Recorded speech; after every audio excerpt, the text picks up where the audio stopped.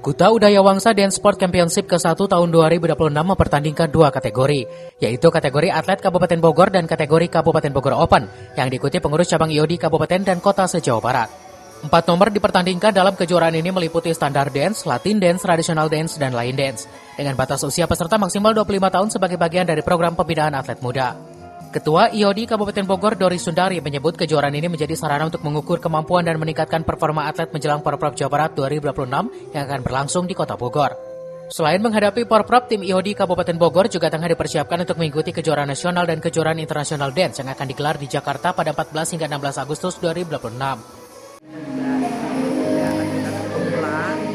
Terima kasih kepada Bunda Ida, Miss V yang sudah di Jawa Barat begitu mendukung, mensupport kegiatan di Kabupaten Bogor dan pemerintah Kabupaten Bogor.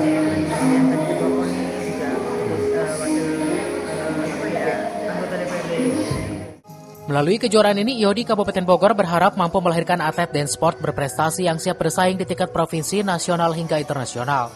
Dari Kabupaten Bogor, Cevi Suryadi melaporkan.